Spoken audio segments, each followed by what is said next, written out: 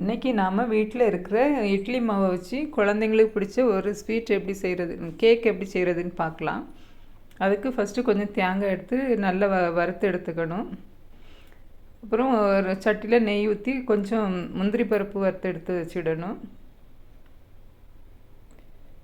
அந்த சட்டியிலே கொஞ்சம் காஞ்ச திராட்சையும் நல்லா வறுத்து எடுத்து வச்சிடணும்.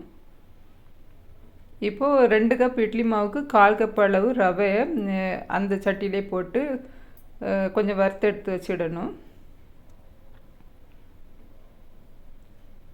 இப்போ 2 கப் அளவு இட்லி மாவை ஒரு பாத்திரத்தில் ஊற்றி எடுத்து இட்லி மாவு 2 கப் எடுத்துக்கிட்டு அது கூடவே நம்ம ரெடி பண்ணி வச்சுருக்கிற வறுத்து எடுத்து வச்சுருக்கிற ரவை,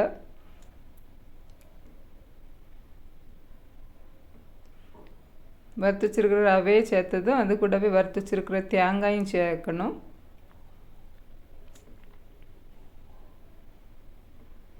தேவையான அளவு உப்பு கொஞ்சம் அது கூட சேர்த்துக்கிடணும்.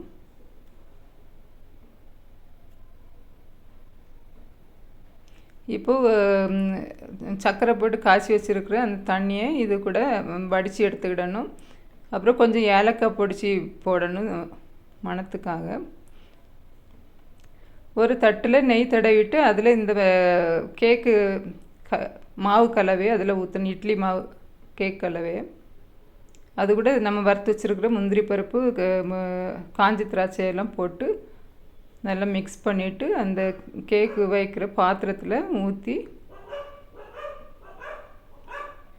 ஒரு பெரிய சட்டியில் அடியில் ஒரு ரிங் போட்டுட்டு தண்ணி நிறைய ஊற்றி அதில் இந்த கேக்கு பாத்திரத்தை வைக்கணும்.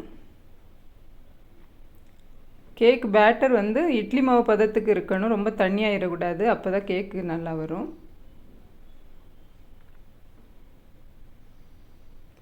இப்போ கேக் வெந்துருச்சுன்னு பார்க்கறதுக்கு ஒரு குச்சி ஏதாவது விட்டு பார்த்து ஒட்டாமல் வந்ததுன்னா கேக்கு ரெடி ஆகிட்டுன்னு அர்த்தம். நம்ம இதை வேறு பாத்திரத்துக்கு மாற்றிடலாம்.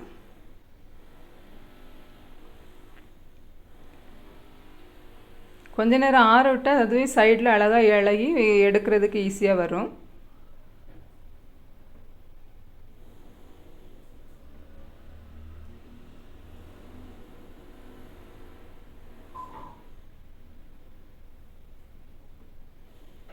இப்போ நமக்கு சுவையான இட்லி கேக்கு தயாராகிட்டு,